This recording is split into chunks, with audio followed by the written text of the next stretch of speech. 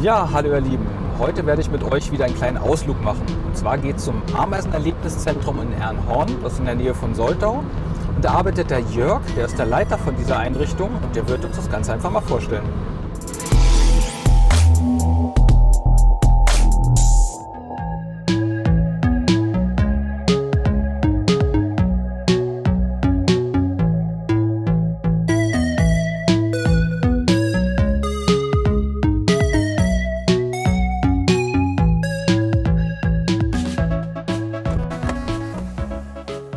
So, da wären wir. Dann lasst uns mal reingehen.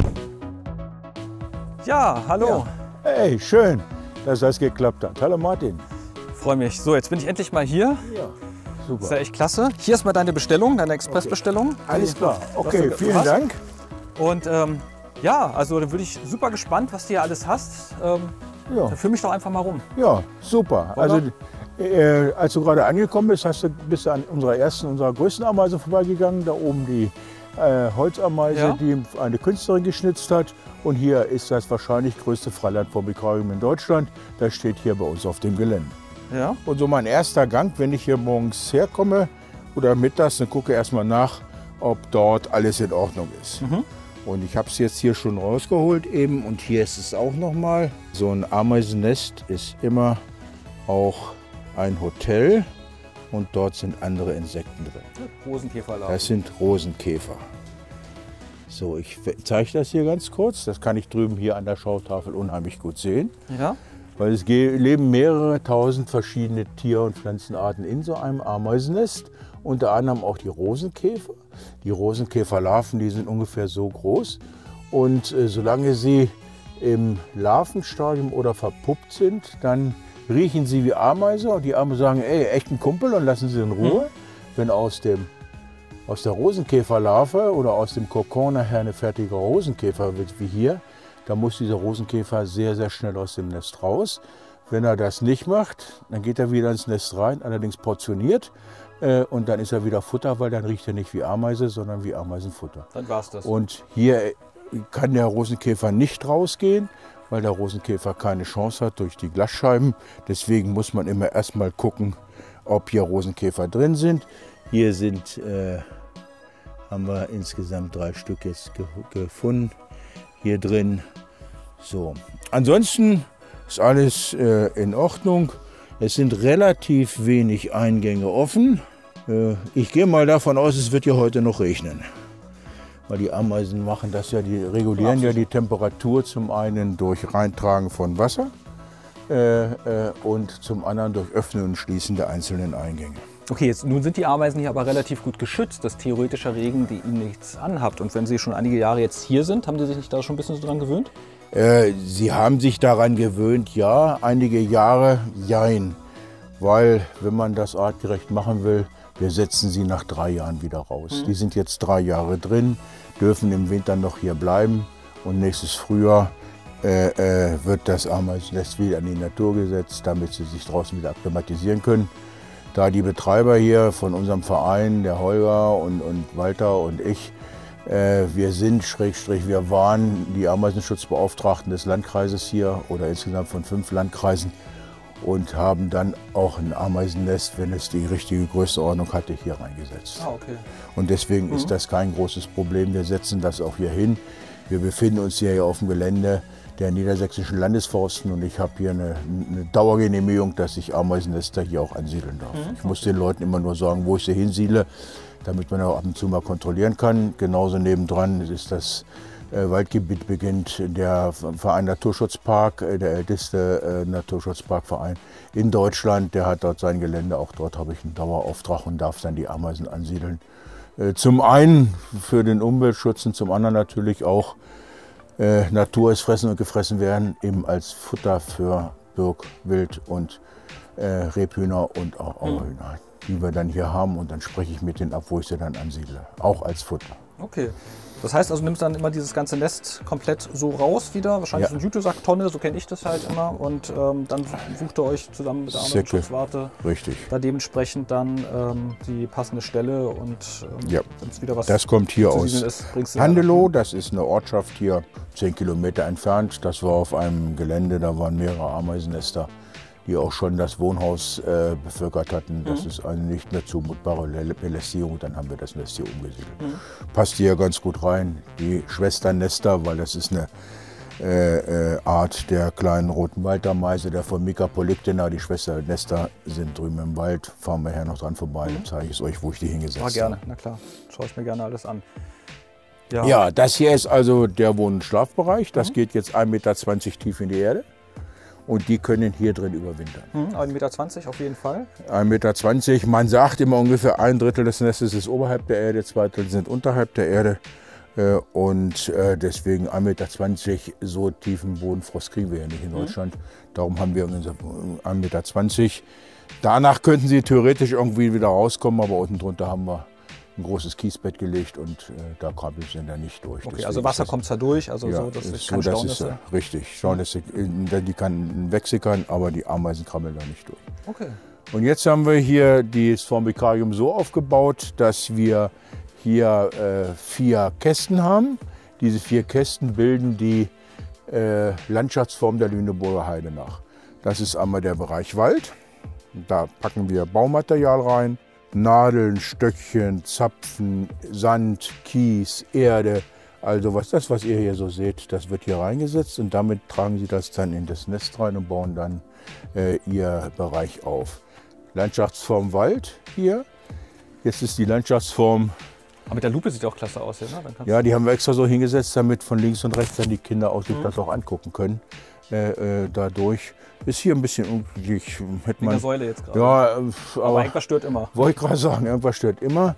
Ich werde gleich die Ameisen noch füttern. Ich habe Futter dabei, so dass ich dann auch versuche, das zu füttern, was sie in der Natur auch kriegen. Vitamine, Eiweiß und Kohlenhydrate. Das machen wir nachher gleich. Hier draußen oder im zweiten Formicarium drin. Landschaftsform Heide, der Lüneburger Heide. Hier haben wir den Futterbereich mit allem drum und dran. Die dritte Form ist Moor, Waldrand, Moorrandgebiet und das brauchen die Ameisen einmal, die Feuchtigkeit für ihren eigenen Organismus und zum anderen eben auch tragen sie die Feuchtigkeit in das Nest rein und temperieren damit das Ameisennest. Deswegen, unsere Waldameisen können ja nicht schwimmen und darum haben wir hier alles, was wir mit Flüssigkeit reingepackt haben, haben wir Schwämmchen reingelegt. Die kriegt ihr auch gut mit der Feuchtigkeit hier reguliert dann auch, weil das Moos, wenn es nämlich schon immer trocken ist. Dann wir haben Moos reingelegt, weil Moos ist ja ein Feuchtigkeitsspeicher und deswegen, das ist der einzige Kasten, der hier auch wirklich manches Mal über zu viel Wasser drin ist. Eben dadurch, dass wir das reingepackt haben, die anderen sind alle trocken, aber hier, das ist auch bewusst so gehalten. Das wird dann schön versorgen dann auch mit Wasser. Richtig, die können sich dann versorgen. Jetzt, als wir hier die 35, 36 Grad hatten, war das hier, haben wir hier 2 bis 3 Mal am Tag dafür gesorgt, dass hier frisches Wasser in Form mit der Sprühflasche und so weiter hereingekommen ist. Wie heizt sich das bei 36 Grad auf? Also wenn ich mir vorstelle, die Sonne jetzt, wenn die aus dem Winkel, trifft die dann auch so die Becken? Ja, das ist hier ein großes Manko. Wir hatten vor ein paar Jahren im vorderen Teil noch kein Dach hier, was wir gebaut haben. Das haben wir erst nachträglich eingebaut mit den Forsten zusammen, mit einem Unternehmen aus Hamburg, das uns hier dabei unterstützt hat. Und auch unser Förderverein hat dort Geld reingegeben, damit das nicht so doll reinregnet. Und wir haben hier angefangen, eine Buchenhecke aufzupflanzen, damit das dann ein bisschen die Sonne abhält. Dafür ist diese Buchenhecke hier, weil das ist so drin, da bist du mit 35 Grad mal schnell bei 50, 60 Grad. Ja, deswegen frage ich. Und deswegen, dann passiert hier auch gar nichts, dann sind die Ameisen so gut wieder. Entweder sitzen sie hier im Wasserbereich, im Pool, oder sie sind drüben im Nest und dann tief unten in der Erde. Okay, also habt ihr selber aus eurer Erfahrung dann immer dementsprechend das dann einfach... Das ist dann so, deswegen haben wir hier jetzt eine Hecke. Ja, die eine hier, da ist noch so ein kleines Löchlein, ist aber nicht ganz so dramatisch. Wichtig ist erstmal, dass hauptsächlich das Nest, der vordere Bereich dann eben auch abgedeckt werden kann. Zum einen von oben gesichert, damit das nicht wässert, wenn wir hier Starkregen haben, und zum anderen eben auch, dass wir die Sonne ein bisschen abhalten können, so wie in der Natur eben auch, wie sie das auch machen. Jetzt kommen wir hier zur vierten Landschaftsform. Das sind hier die Dünen, das ist der Sand, das ist die Wüste, ja, das ist das Tal des Todes. Achso, jetzt dann die Abfallkammer, ne? tote Ameisen, die leeren Puppenhüllen, die Kokons und auch Teile von Insekten, die sie nicht fressen. Die bringen sie auf diese Müllhalde hier. Findest du in der Natur, wenn du viel Zeit hast und dir das anguckst, bis zu 50 Meter, da wo es dunkel ist und da wo es trocken ist. Hier wird nicht gegossen und ich habe genug Möglichkeiten, damit sie es auch ins Dunkle legen können, nämlich unter die Baumrinnen. Also, aber, wie sage ich immer, das sind unberechenbare Frauen. Warum die nun an die Stelle den Friedhof gelegt haben, da wo nun die Sonne richtig hinbrutzelt, diese Frage kann ich dir nicht beantworten. Na gut, das ist das Prinzip ja eigentlich immer so weit wie möglich vom Nest entfernt, ja, ne, weil es können dann wieder Krankheiten leben und andere Sachen dann wieder reinholen und dann versuchen sie natürlich... Aber du siehst auch, hier drin sind jetzt einige Teile von Insekten, die hier liegen, das sind Rosenkäfer. Auch andere Insektenarten habe ich gefunden hier, die sind dann hier, wenn sie ausgesaugt worden sind und nicht mehr gebraucht werden. Die Chitinpanzer von Wespen oder von Bienen, die liegen dann hier auch auf der Müllhalde. Wie oft musst du diese Müllhalde immer reinigen? Ich sage das mal so, wir haben, als wir das Nest hier angesiedelt haben, darauf geachtet, dass hier nicht mehr als 20 Königinnen drin sind. Hier diese Art kann ja bis zu 5000 Königinnen haben. Wir haben ja so 20, 30 Königinnen reingepackt und das hat sich jetzt so hingeschüttelt, dass wir das Nest einmal im Jahr dann reinigen, auch den Friedhof. Im ersten Jahr war es ziemlich viel, weil natürlich auch ganz viel Brut noch dann da war, die wir mitgenommen haben. Da war es dann viel mehr Müll als jetzt. Jetzt ist es so, schüttelt sich zurecht, weil die Königinnen regulieren das dann schon mit der Größe des Raums. Wir haben es versucht, so naturgetreu wie möglich aufzubauen und darzustellen. Und egal wen ich frage, ob ich hier, wir haben ja hier mehrere Ausnahmegenehmigungen von der unteren Naturschutzbehörde unseres Landkreises. Wir hatten hier die Bundesversammlung der Deutschen Ameisenschutzwarte, die sich das angeguckt haben. Also wir haben für dieses Formikum eigentlich nur Lob gekriegt, weil hier findest du sicherlich immer was man verbessern kann, ist klar. Aber wir haben das hier versucht, so optimal wie möglich hier aufzubauen, dass man das also auch immer wieder regulieren kann. Wir setzen es nach 3, 4 Jahren die Ameisen wieder raus. Dann wird das da, dass wir jetzt 3 Rosenkäfer gefunden haben, das liegt wahrscheinlich daran, ich war ein paar Tage nicht da und wir haben gerade FOJ-Wechsel. Das ist bei denen noch nicht in Fleisch und Blut übergegangen. Ich habe denen gesagt, morgens der erste Gang hierher,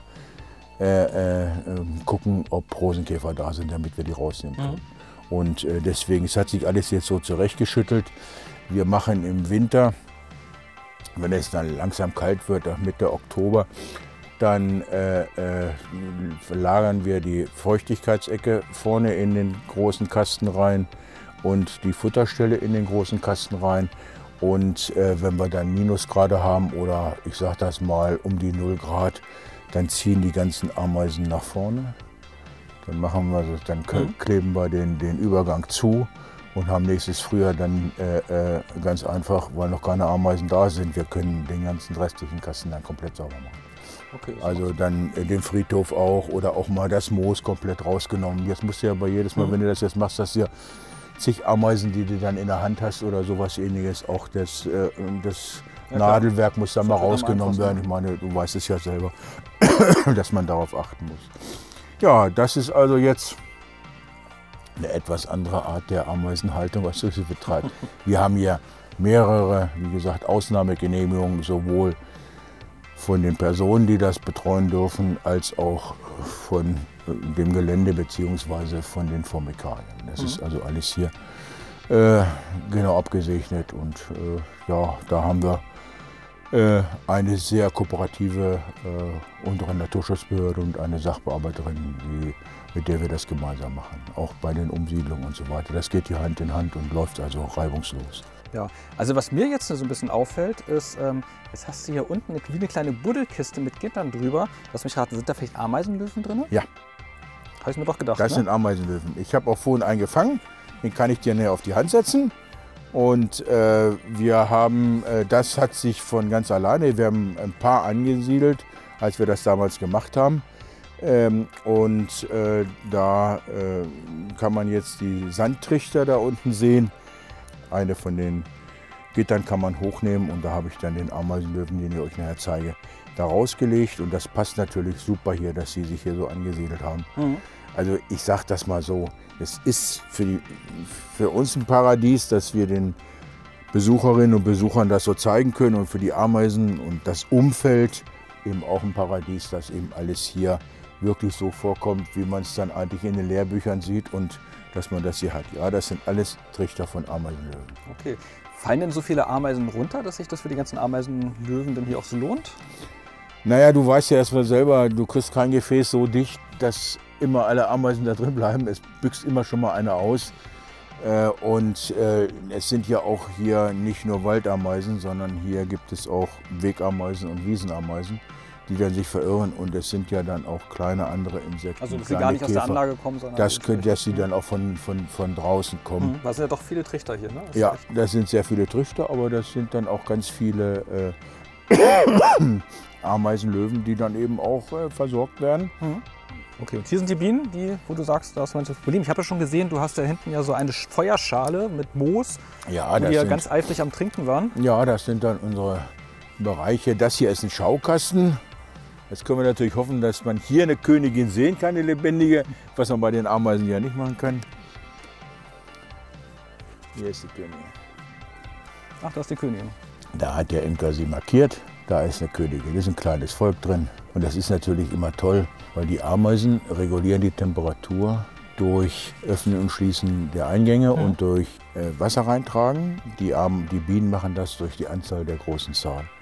Und wenn ich mit den Kindern immer hier stehe und dann fass mal hier hin und fass mal dahin, versuch's mal bitte. Oh ja, das ist der Wärmeunterschied, ne? Da knubbelt sich das, da ist die Wärme. Und das finden die natürlich immer ganz toll. Jetzt habe ich gerade nur Glück, dass die Biene auf der Seite ist und nicht auf der anderen Seite. Dann wird es dann etwas schwierig. Wollte sich mal zeigen. Aber hier kann man sich das angucken, so wie es dann da aussieht. Und hier ist das Einflugloch. Jetzt da ist jetzt eine Wespe drin. Die habe ich gerade gesehen. Das ist im Augenblick dieses Jahr ein Problem. Die sind richtig lästig, die Wespen. Die greifen jetzt die ganzen Bienen an. Ja, die werden jetzt dann, deswegen die kommen dann da rein. Hier auch wieder. Ja. Und ja, das ist ein Schaukasten und da drüben sind dann ganz viele Magazinbeuten, wo man dann die Bienen dann sehen kann. Die sind alle befüllt.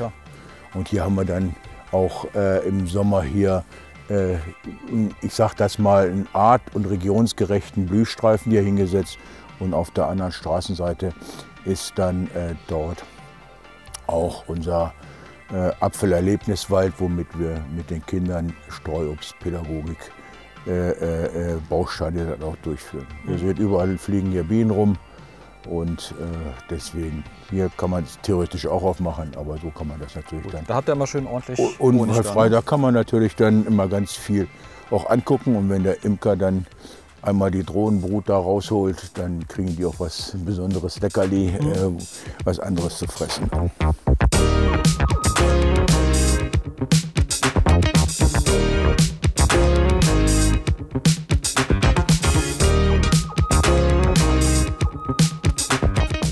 So, jetzt waren wir gerade bei den Bienen. Jetzt gehen wir zu den Ameisen draußen im Wald. Das sind Ameisennester, die ich dort schon angesiedelt habe. Und die habe ich in der Nähe von dem Wald Erlebnispfad angesiedelt. Und da können wir uns das in Ruhe angucken. Der Lehrpfad. Okay, super. Das interessiert mich auf jeden Fall. So. Ja, hier ist auch noch ein Highlight unseres Vereins. Das ist die rollende Ameisenschule. Okay, das ist unser Ameisenmobil. Damit fahre ich in die Schulen, in die Kindergärten oder auch zu Vorträgen bei Landfrauen oder Lions oder wie auch immer. Und das ist das eine. Und zum anderen, damit siedeln wir auch Waldameisennester um. Meistens die Nachkontrolle, weil die Nester sind teilweise so umfangreich, dass wir dafür einen Anhänger brauchen oder eine größere Zugmaschine. Aber das machen wir mit diesem Wagen. Okay, wow.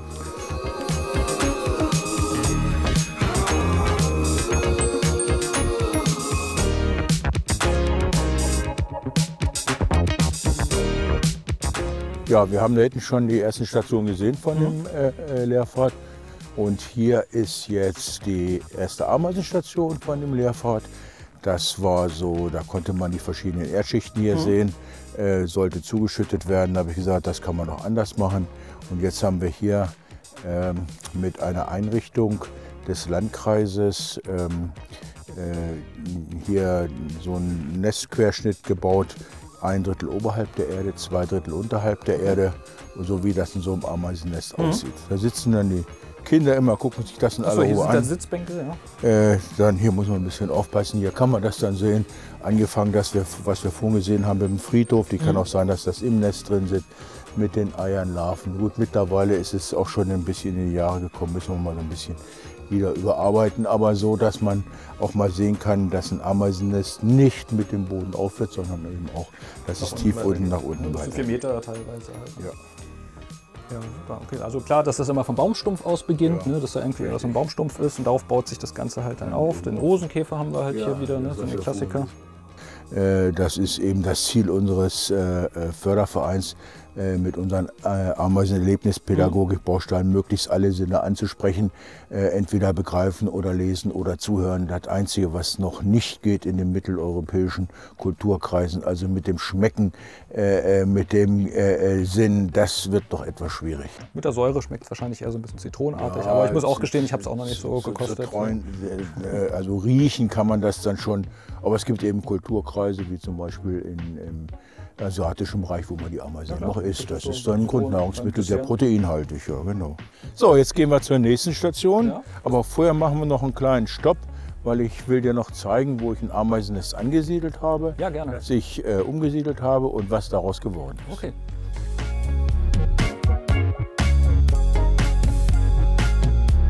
Ja, da sieht man da, wie sie das dann auch gemacht haben. Das ist eine Ameisenstraße. Hier ist dann irgendwo ein Ameisennest, das ich da noch nicht hingesiedelt habe, aber das kann sein. Was ich immer so staune, ist wirklich, dass diese Straße immer so richtig schön ausgelaufen sauber, ist, ne, dass man sie immer schön immer so verfolgen kann. Da sieht man schon 2 Häufchen. Ja. Aber es war einer und wahrscheinlich hat er sich dann gesplittet oder was ist da passiert? Wir haben hier das letzte Ameisennest, das wir nach einer gewissen Zeit hier rausgeholt haben, ich glaube nach 3 Jahren, das wieder draußen im Formikalben war. Ihr seht es noch, hier sind noch so Überreste zu erkennen, Stückchen noch von dem Stubben und so weiter. Und da habe ich den Mädels gesagt, das ist ein ordentlicher Platz. Da könnt ihr euch dann ausbreiten. Ja, und was ist daraus geworden? Die sind leider weggezogen, macht aber nichts. Also aus dem einen relativ kleinen Nest sind das war jetzt vor 3 Jahren, bevor wir das da reingesetzt haben, sind diese beiden Nester wieder geworden. Okay, war Formica polyctena? Das ist die Formica polyctena, genau. Ne, weil sonst deswegen, weil eine Rufer würde ich nie reinsetzen, weil das macht überhaupt keinen Sinn. Ja. Und jetzt, ihr seht, die haben sich wieder komplett akklimatisiert. Solche Riesenhügel haben wir natürlich nicht bei uns in der freien Anlage gehabt. Aber hier sind sie wieder draußen in der Natur und können sie auch mit anderen die Drohnen und die Jungkönigin können sich dann eben auch wieder mischen. Das sehen wir gleich, wenn wir den Weg ein bisschen weitergehen. Genau, weil Formica polyctena, klar, Polygyn, also mehrere Königinnen hat, dann ist halt dementsprechend das Umsetzen nochmal leicht, also weil dementsprechend immer eine Königin dabei ist. Im Rahmen des Erlebnispfades, des Lehrpfades, sind wir jetzt hier bei der Ameisenstation. Hier haben wir eine Ameisenwippe. Ach so. Eine Waldameise kann bis zum 40-fachen ihres Körpergewichts tragen. Ich wiege 100 Kilo. Ich müsste 4 Tonnen schleppen. Hätte hier ein Auto auf der Schulter und da ein Auto auf der Schulter, müsste ganz schnell von Berlin bis Brandenburg laufen. Da kann ich sagen, ich bin so schnell wie eine Ameise. Das heißt, man kann das hier mit den 20, das kriege ich ja noch hin. Bei 80, das wird jetzt peinlich, das werde ich jetzt nicht. Okay, das ist eine tolle Idee, sollte man umsetzen. Das ist so eine Ameise. Ja, die Jugend von heute. Jugend trainiert für Olympia. Aber bei 80, da kommst du auch an deine Grenze. Und hier haben wir dann auch ganz viele Sachen, was wir vorhin gesagt haben. Ameisen tragen auch Pflanzenarten rein, sind hervorragende Baumeister, haben Kinderschwestern, Blattläuse melken, das sind die Honigtausachen. Das sind jetzt auf Kniehöhe kindgerecht dargestellt. Und wir gehen gleich zu den Erwachsenengerechten. Gucken wir mal kurz an hier. So, da Kinder das dann machen können. Ja, das sind dann hier so, wie die eben ihre Nester errichten oder dass sie dann eben Säuglings- und Pflegestationen haben. Das sind die verschiedenen Jahreszeiten, was dann dort passiert. Jetzt haben wir Herbst, wir stehen da kurz davor. Ameisen fressen sich leichte Fettreserven an, die Rosenkäfer fliegen, was wir vorhin schon gesehen haben. So kann man dann da einiges zusammenstellen. Und das, was man auf der Seite sehen konnte mit den kindgerechten Tafeln, das haben wir jetzt hier auf der Seite mit den erwachsenen Tafeln hier. Das sind also jetzt hier blattlausmelkende Ameisen und das fördert natürlich auch die Honigproduktion der Wildbienen. So kann man ganz viele Vernetzungsstrukturen verbreiten. Pflanzensamen haben wir eben gehabt, verschiedene Entwicklungsstadien der Ameisen, Ei, Larve, Puppe, Jungkönigin, geflügelt mit einem runden Hinterleib, der Drohne mit dem länglichen Hinterleib, begattete Königin und eine Arbeiterin. Also so kann man da ganz viel dann sehen, Einämsen, überall begleiten uns dann die Sachen immer wieder, Nestmitbewohner, was ich vorhin gesagt habe, zum Beispiel Rosenkäferlarven, Rosenkäfer. Also das waren jetzt so einige Tafeln, da gibt es noch mehr von, aber man darf das auch nicht überfrachten, wir sind hier im Naturschutzgebiet und insofern, das hier ist in Ordnung, das ist genehmigt, aber wenn ich jetzt hier die 20 Tafeln hinstelle, dann wird es dann schon langsam zu viel und deswegen muss man gucken. Aber es sollen ja auch Anregungen geben, damit man sich dann selber damit beschäftigt. Okay, dann hatte ich noch gesehen, du hast das irgendwas mit einem Duft oder so, ne? Ja, wir haben dann hier noch eine Station, die dann auch erstellt worden ist von der Jugendgruppe des Landkreises. Und dort haben wir dann hier ein Tuch reingepackt mit Ameisensäure, damit man die riechen kann. Aber auch da wieder kindgerecht, damit die Kinder dann hochkrabbeln können. Ameise, A wie Ameise, da kann man dann also dann riechen, weil das eben damit zu tun hat. Das ist jetzt so. Wobei es wahrscheinlich leichter ist, doch vielleicht an den Haufen ein bisschen dichter ranzugehen vielleicht, ne, so und dann. Wenn ich dann dabei bin und die Kinder dürfen mit mir das dann machen, dann halte ich auch meine Hand rein. Und wenn die Kinder das dann auch wollen, dürfen die das auch und dürfen sich von den Ameisen bepinkeln lassen, damit die dann die Ameisensäure riechen. Wenn sie es nicht möchten, habe ich immer Tücher dabei. Das finden die Kinder schon ganz toll. Aber manche Kinder möchten das. Wir gehen jetzt ein bisschen weiter und dann zeige ich euch noch ein Ameisennest, das ich auch umgesiedelt habe. Ihr könnt dann hier sehen, überall ist hier Wildwechsel. Dann laufen hier die Ameisen ihre Ameisenstraßen lang, auch das kann man sehen. Und hier ist der Hügel wahrscheinlich geschützt, aber nicht ganz so schattig wie der andere. Gut, also ich habe jetzt die Möglichkeit, bis hierhin ranzugehen. Das hast du jetzt sozusagen so abgesperrt. Und weil es jetzt höher ist, gehen die Ameisen eher im niedrigeren Bereich? Oder wie hast du es jetzt sichergestellt, weil das jetzt hier nicht die Ameisenstraße ist? Wir haben das jetzt ja so gemacht, damit man sich das angucken kann. Deswegen, und wenn ich dann das mache, dann dürfen die Kinder mit mir herübergehen. Die dürfen dann hier die Ameisen mit mir füttern. Die dürfen sich dann hier, das sind typische Belaufbäume, die wir hier haben. Birken, Fichten und Eichen, sodass sie dann sehen können, wenn eine Ameise den Baum hochgeht, dann sieht sie anders aus, als wenn sie wieder runterkommt. Und deswegen, und wenn ich dann hier stehe und dann hier dann meine Hand da in das Ameisennest halte, so sieht das dann aus, eine Ameise. Die nehmen vorne ihre Mandibeln, beißen dann, stülpen den Hinterleib nach vorne und spritzen dann die Ameisensäure da rein.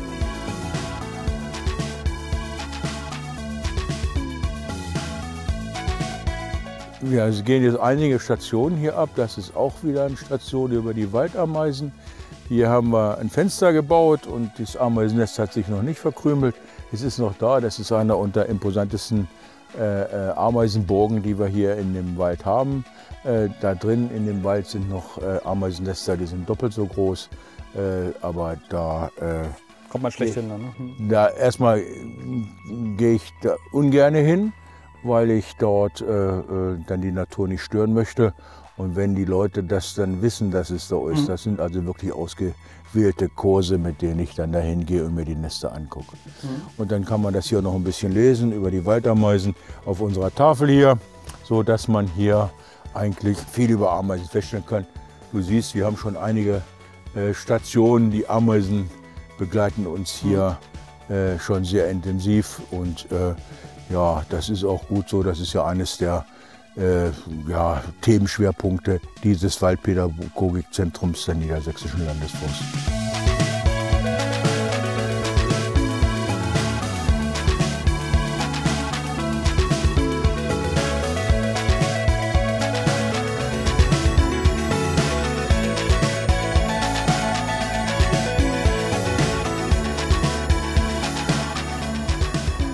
So, nur haben wir das Außenformica gehabt. Wir haben uns den Erlebnispfad angeguckt und jetzt geht es nach drinnen. Ich sehe da schon die Ameisen, ja? Ja, jetzt geht es gleich in die Ameisen-Erlebnisausstellung. Hier und dort werden wir uns dann die Ameisen mal angucken, verschiedene Modelle.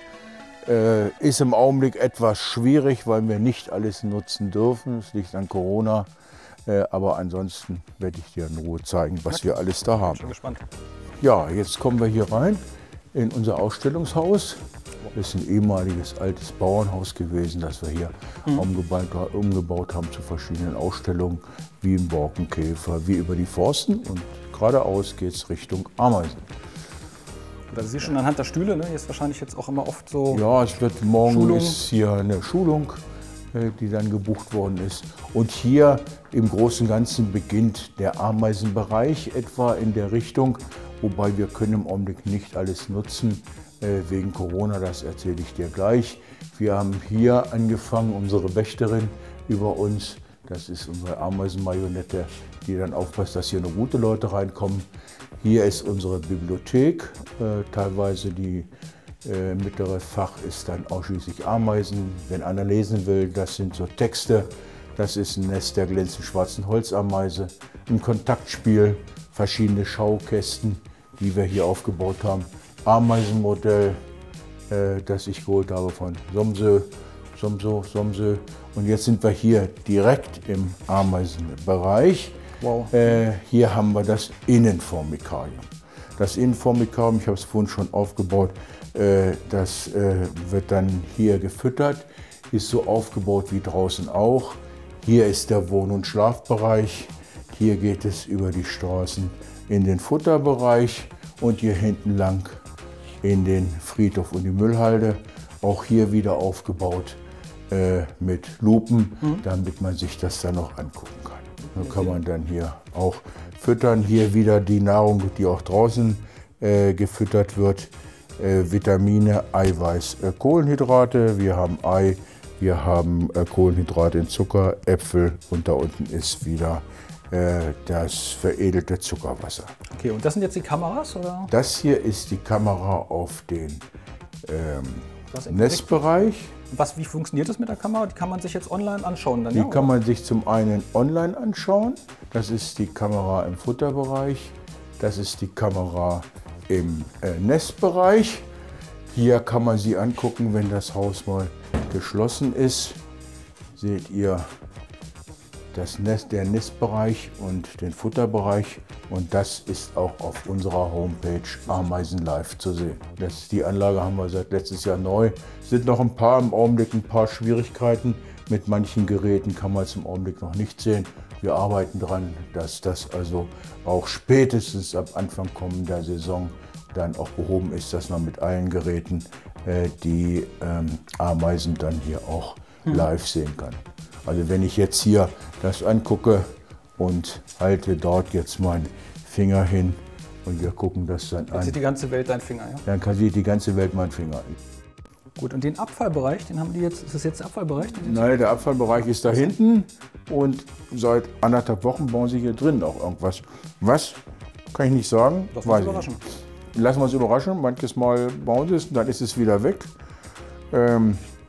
Auch hier der Futterbereich wird nie gewässert. Der Abfallbereich wird nicht gewässert. Draußen auch wie in der Natur. Dass dort eben dann auch, dass es trocken ist und dunkel ist, deswegen auch dort wieder die Baumscheiben. Ja, dann haben wir hier noch in unserem Bereich verschiedene Möglichkeiten. Wir haben ein Binikular, damit man sich das angucken kann. Wir haben eine Becherlupenleiste, wo man sich das angucken kann. Wir haben auch hier wieder verschiedene Modelle, Schaukästen und so weiter und so fort. Anatomie der Ameisen. Wir leben in einer vernetzten Welt. Und das für meine Generation gut ist, für andere Generationen nicht mehr. Das ist unsere kleine Ameisen-Briefmarkenausstellung.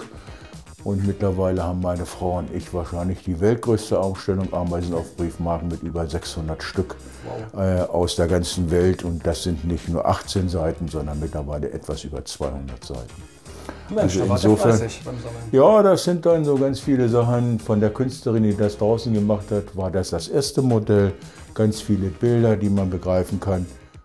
Wir haben hier 18 Kästen, wo man dann die Welt der Ameisen spielerisch erarbeiten kann. Oh, okay. Mit ganz vielen verschiedenen Sachen. Ich habe jetzt hier zum Beispiel Lebenszyklus einer Ameise, damit man sich das angucken kann. Also Eier werden zu Eierpaketen zusammengeklebt, Larven, Puppe und dann das fertige Tier. Dann zur Erklärung, dass man sich das angucken kann. Das kann man dann hier nehmen. Füttere deine Königin. Hier ist eine kleine Kugel drin. Man muss dann gucken, dass man von Start Ziel deine Königin füttern kann. Wenn man das mit 2 Leuten machen will, haben wir hier das Spiel für 2. Das habe ich entwickeln lassen, dass man vom Start bis zum Ziel aufpassen muss, dass das Futter auch zur Königin, Schrägstrich die Kugel, ins Ziel kommt. Diese Sachen dürfen wir, und so hat man hier 18 verschiedene Möglichkeiten, die Welt der Ameisen zu erlernen. Das darf ich leider nicht nach draußen hinstellen, wegen Corona. Das müsste ich nach jedem Gast, der hier drin ist, alles desinfizieren. Darf ich nicht. Die Bücher darf ich hinlegen, das dürfen Sie angucken. Metallspielzeug dürfen Sie auch haben, das steht hier drin, aber kein normales Spielzeug. Deswegen liegt das hier hinten. Das ist auch eine große Ameise, die wir hier haben. Hier ist ein Schaukasten, sodass wir auch hier die Welt der Ameisen dann gut erklären können. Wieder mit Schautafeln, Schaukästen und so weiter und so fort. Also das, was ihr auf den Schautafeln seht, das, was ihr im Schaukasten seht, das kann man jetzt hier live angucken. So sieht es in einem Ameisennest aus. Hier ist ein Holzteil, das ich hier hingelegt habe. Und da sind ganz viele Kammern, Wege. Und wir Menschen denken immer vollkommen unstrukturiert. Das Ding ist aufgebaut wie ein Reetdach. Das ist so dicht, dass da kein Wasser reinkommt. Und so häufig bist du wahrscheinlich nicht mit der Gießkanne drüber und nein, mache ich nicht. Nein, mache keinen Sturzregen. Dann wird es natürlich auch hier eng. So sieht es in einem Ameisennest aus.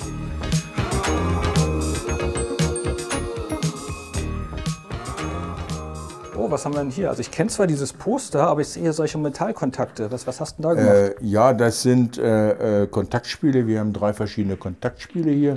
Hier kann man sich die Welt, in diesem Fall der Ameisen, auch spielerisch erarbeiten. Hier muss das Bild und die Schrift übereinstimmen. Von der Thematik her, wenn es übereinstimmt, fängt es an zu piepen. Also ich sag mal hier, ich nehme einfach mal ein Beispiel. Buntspecht, und ich sage, das ist der Buntspecht. Ist natürlich falsch. Hier oben ist der Buntspecht.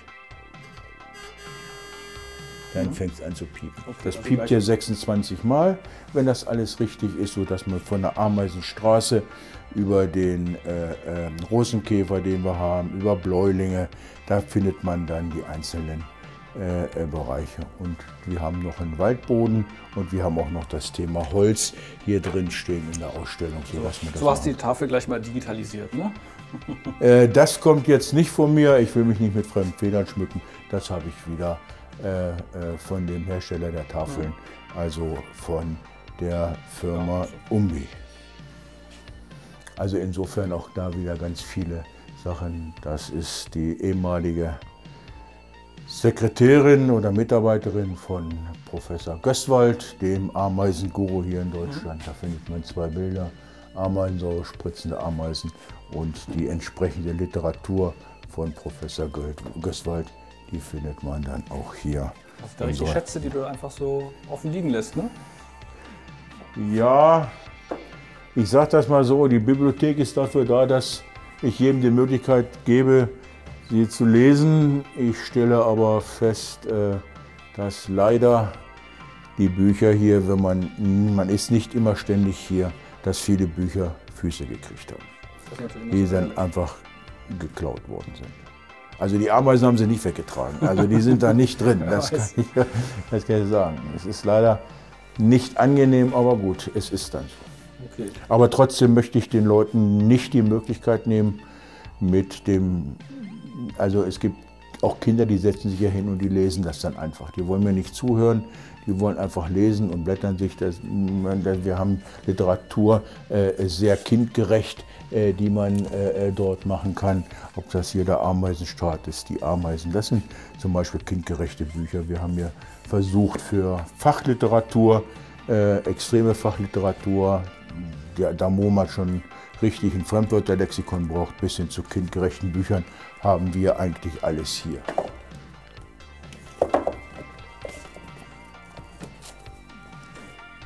Das Ding habe ich geschafft, 20 Seiten, dann habe ich es beiseite. Okay, da brauchst du jetzt 2 Fremdwörterlexika, das kriege ich nicht geregelt. Da macht das Arbeiten keinen Spaß. Und einer unserer Vereinsmitglieder, der hat letztes Jahr dieses Buch herausgegeben. Taya und die Rückkehr der Amazonen. Das hat einer unserer Vereinsmitglieder geschrieben. Hintergrund war, er hat seine Familie 30 Jahre damit genervt und hat gesagt, ich werde ein Ameisenbuch schreiben. Und irgendwann hat er sich den Traum letztes Jahr erfüllt und das Buch ist hier letztes Jahr im Rahmen unserer Mitgliederversammlung hier öffentlich gemacht worden. Und ja, wird sehr gut angenommen, ist ein schönes Geschenk zum Beispiel. Also ihr seht, jeder hat seine Meise und ich habe mein A davor und da stehe ich auch zu. Das sind verschiedene Schaukästen, die zeigen, wie dann die Ameisen eventuell Nester zerstört werden. Wir fangen hier einfach mal mit dem natürlichsten an. Hier oben ist ein Vogel, der in ein Ameisennest reinsticht und Futter holt. Durch Rückearbeiten kann es sein, dass Nester zerstört werden, wenn zum Beispiel man neben so einer großen Holzmaschine, so ein Harvester steht. Der kann das da oben nicht sehen, ob da unten ein Ameisennest ist. Und wenn man ganz unten guckt, dann kann man sehen, dass eben auch Fußgänger mutwillig mit dem Stöckchen da dem rumprökeln und das Ameisennest dann zerstören. Entweder mit Absicht oder vielleicht auch nur zum Sehen. Auch da wieder Hinweis, aufpassen, Achtung, Ameisenschutz. Das sind Tiere, die besonders geschützt sind. Man darf diese Tiere der Natur nicht entnehmen, man darf sie nicht halten, es sei denn, man hat etliche Ausnahmegenehmigungen, die einem dann gestatten, dass man das ausschließlich für pädagogische Zwecke nutzen kann und nicht so einfach nur so, wie man sich zu Hause ein Aquarium halten kann, kann man das mit den Waldameisen nicht machen. Genau, also ich denke mal, ganz wichtig ist hier auch zu sagen, dass diese Ameisen, die wir heute hier gesehen haben, diese ganzen hügelbauenden Waldameisen unter Naturschutz stehen. Also nicht, dass jemand auf die Idee kommt, natürlich so ein Nest zu nehmen, weil ich könnte mir vorstellen, viele, die jetzt das Video gesehen haben, die könnten jetzt auf die Idee kommen, wow, sowas möchte ich ganz gerne auch zu Hause haben. Geht nicht, weil das natürlich nur für Bildungszwecke oder wissenschaftliche Zwecke halt möglich ist, einen Sonderantrag zu stellen bzw. eine Genehmigung zu kriegen, was du jetzt hier hast, weil du ja eine Bildungseinrichtung dementsprechend gestaltet hast, dass das halt definitiv nicht möglich ist. Geschützt. Ursprünglich war ja die Formica rufa, dann hat sich, ich glaube 2006 war es, hat sich da so geändert, dass ja dann alle hügelbauenden Waldameisen unter Naturschutz gestellt wurden, weil, man sieht es ja hier zum Beispiel, wenn so Baumaßnahmen sind, da war ja immer häufig die Frage, ist es diese geschützte Formica rufa oder halt nicht? Und da haben viele gesagt, nee, ist es nicht, sind vielleicht schnell mit dem Bagger rübergefahren. Und deswegen hatte man ja dann diese Gesetzesänderung gemacht, damit dementsprechend die Tiere halt auch wirklich, also wenn ein Ameisenhaufen irgendwo ist, Finger weg, das heißt dann, was wird dann gemacht? Dann kommt ja dementsprechend ja die Ameisenschutzwarte, die kann man ja dann kontaktieren, die sich darum kümmern, so ein Nest umzusiedeln. Und wahrscheinlich ist es ja so, war jetzt mein Kenntnisstand auch immer nicht möglich, zu jeder Zeit so eine Umsiedlungsmaßnahme zu machen, sondern wahrscheinlich eher so im Frühjahr, wenn diese Frühjahrssonnung ist, die Tiere dann auch erstmal alle schön oben sich dann wieder sammeln, im oberen Bereich und man das Ganze halt dementsprechend ja auch abträgt und dann zu einem neuen Standort, so die Haufen, die du ja auch vorhin mir dann nochmal gezeigt hast, dementsprechend dann einfach dort platziert. Ne? Ja. Also die Ameisen, es gibt in Deutschland 118 Ameisenarten. Das sind Ameisen, die Arten, die wir hier fast alle kennen, die bei uns irgendwo dann auch da sind. Das sind die schwarzen Wegameisen, die Lasius niger, die Wiesenameisen, die Flavus, die Rasenameise, die wir hier haben. Das sind die Ameisen, die nicht besonders geschützt sind. Und die besonders geschützten Ameisenarten von diesen 118 sind die 13 hügelbauenden Ameisenarten. Die 14. hat man nicht geschützt. Das ist die rotbraune Sklavenameise, die Sanguinea, die ist nicht geschützt. Warum? Raubameise, kam ich weiß, warum die nicht geschützt sind. Ich habe zwei Formikarien hier, einmal das Innenformikarium und einmal das Außenformikarium. Ich lehne Formikarien mehr oder weniger grundsätzlich ab. Wir waren jetzt draußen in der Natur, haben uns die Ameisennester angeguckt. Das kann man sehr gerne tun. Das sind zwei pädagogische Nester, die also auch mit Zustimmung der unteren Naturschutzbehörde hier installiert worden sind, und die wird also auch für Schulen, für Kindergärten genutzt. Zum einen krabbelfreies Gucken und zum anderen aus pädagogischen Gründen. Und sowohl draußen als auch drin haben die Leiterin des Walderlebnis Erhorn und ich die Ausnahmegenehmigung, dass wir diese Nester auch durchführen können, dass wir es können, weil so ein Ameisennest aufbauen ist schon sehr schwierig. Ich hatte vorhin einige Beispiele gesagt, auf was man im Laufe von 10, 15 Jahren alles achten muss und auf was man kommt. Also deswegen lieber die Natur draußen angucken, lieber die Ameisen draußen angucken und auf keinen Fall die hügelbauenden Ameisen der Natur entnehmen. Das kann bis zu 10.000 € oder eine Haftstrafe bedeuten. Genau. Das muss man ganz klar so sagen. Deswegen aufpassen. Ihr könnt auch jederzeit gerne in das Walderlebnis Erhorn kommen, auch das ist kein Problem. Wir haben geöffnet, die Telefonnummer. Die Telefonnummer findet ihr auf unserer Homepage www.ameisenzentrum.de.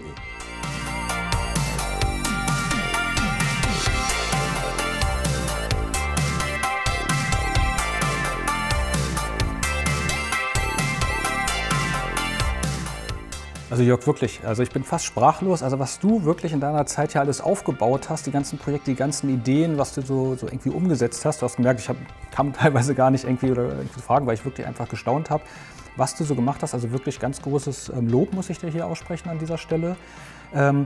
Mich würde natürlich jetzt noch mal so ein bisschen interessieren, wer kommt denn alles zu dir? Also du hast von Schulklassen gesprochen, teilweise Kitas. Sind das eigentlich auch Privatpersonen, die dich einfach jetzt besuchen wollen, die hier vorbeikommen und sich das Ganze wie so ein Museum so ein bisschen anschauen? Oder? Also wir haben, also erstmal vielen Dank für das Lob. Ja, meine Ameisenmacke lebe ich hier aus. Ich habe Gott sei Dank mit den niedersächsischen Landesforsten und auch mit dem Forstamt Sellhorn und dem Walderlebnis Erhorn einen Partner gefunden, wo ich das ausleben darf, wo ich das ausleben kann. Und wir haben die Ameisen hier so weit vorgebracht, dass sie eben auch ein wesentlicher Bestandteil der Bildungsarbeit der niedersächsischen Landesforsten ist. Also die Zielgruppe, die wir haben, sind von Kindergartengruppen über Schulklassen bis hin zu Jugendgruppen. Wir hatten hier Studenten. Wir haben hier auch ganz normale Gruppen, Landfrauengruppen, die hierher kommen oder wo wir mit dem Ameisenmobil, das wir hier haben, mit der rollenden Ameisenschule, wo wir dann eben auch vor Ort fahren, auch in die Schulen und bis hin zu Seniorengruppen. Die älteste Gruppe, die ich mal hatte, das war eine kleine Gruppe. Das war eine Gruppe von Senioren, die einmal im Jahr sich irgendwo getroffen haben. Es waren nur 8 Leute, es waren nur noch 8 Leute. Es war die letzte Fahrt, die sie gemacht haben. Sie waren alle über 90 und sie wollten das ganz gerne in der Ameisenausstellung durchführen. Also von Kleinkindern bis hin zu Seniorengruppen, dazu dann auch Vorträge bei Busgruppen, naturwissenschaftlichen Vereinen, Streuobstpädagogen, also die gesamte Spannbreite von bis ist dann dabei. Ja. Jetzt immer wirklich die Frage. Und natürlich, Entschuldigung, die Frage noch zu auch natürlich Privatpersonen, die dann herkommen. Sie können sich hier in der Saison, wenn kein Virus da ist, von Anfang Mai bis Mitte Oktober, ist am Wochenende hier geöffnet, von 10 bis 17 Uhr, samstags und sonntags. Man kann dann in die Ausstellung gehen. Ich bin nicht immer da, sondern auch anderes fachkundige Mitarbeiterinnen und Mitarbeitern des Walderlebnis Erhorn. Und ansonsten, wenn einer eine Geburtstagsfeier haben will oder ein besonderes Jubiläumsgeschenk, wir machen das sehr gerne. Okay, und sag mir mal, wie bist du jetzt wirklich auf die Idee gekommen, wirklich das Ganze, also wirklich, was war so der Startschuss, dass du sagst, jetzt starte ich hier mit den ganzen, oder seit wann gibt es überhaupt jetzt den Verein schon? Der Förderverein Deutsches Ameisenerlebniszentrum wurde 2007 von 9 Mitstreiterinnen und Mitstreitern gegründet. Mittlerweile haben wir über 70 Mitglieder und die Idee ist entstanden, ich selber wollte eigentlich mein ganzes Leben lang Biologe werden, aber als ich Mitte der 70er Jahre des letzten Jahrtausends mein Abitur gemacht habe, war Biologie leider eine brotlose Kunst, konnte man kein Geld mit verdienen, habe ich also mein zweitliebstes Schulfach genommen, habe Banker gelernt, Betriebswirtschaft studiert und bin dann die Schiene gegangen, war mein Berufsleben auf der Überholspur. Und irgendwann habe ich gesagt, ich werde Privatier und seitdem lebe ich meine Ameisenmacke aus. Einer meiner Schwerpunkte im Studium war Marketing. Wenn man was machen will, dass man im Gespräch bleibt, das weißt du selber, muss man das nehmen, was nicht jeder hat. Also wenn ich was über Schmetterlinge erzählen würde oder Käfer, dann würden wir uns jetzt hier nicht treffen, aber Ameisen ist schon ziemlich außergewöhnlich. Und so habe ich dann meine Ameisen hier untergebracht, erst mit dem Verein Naturschutzpark, damals im Haus der Natur in Döhle. Und seit 2016 sind wir hier in Erhorn mit unserer Ausstellung. Und hier gehören wir thematisch hin, hier gehören wir fachlich hin, hier gehören wir menschlich hin. Also alles eine Win-Win-Win-Situation für alle Seiten. Okay. Ja, also wer dieses Projekt auch super findet von dem Jörg, ja, der sagt irgendwie, wow, also was er hier gemacht hat und ihr wollt das Ganze unterstützen, ja, da gibt es die Möglichkeit, den Förderverein halt auch mit einer Spende, an eine Spende zukommen zu lassen. Die Daten werde ich einfach unten und das Video einfach nochmal mit einbringen, dass ihr da die Informationen bekommt. Also wirklich 1000 Dank, dass du mir das Ganze, deine Welt mal gezeigt hast, dein Wohnzimmer, wo du tagtäglich dich so aufhältst. Ja, ich würde mich dann langsam wieder auf den Weg nach Berlin machen. Sehr schön. Schön, dass du da warst. Wir machen das jetzt seit 15 Jahren. Wir haben seitdem ungefähr 110.000 Leuten was über Ameisen erzählt. Ich freue mich noch über mehrere tausend Leute, die dann hier vorbeikommen. Herzlich gerne, herzlich willkommen. Danke, dass ich mich hier ein bisschen präsentieren durfte, dass ich unseren Verein und unsere Bildungsarbeit darstellen kann. Jederzeit gerne wieder, wenn du Fragen hast, wenn die Besucherinnen und Besucher Fragen haben, meldet euch einfach. Die Daten findet ihr auf www.ameisenzentrum.de. Alles klar. Also, danke. Mach's gut, Jörg. Gute Heimfahrt. Ne? Danke. Ciao.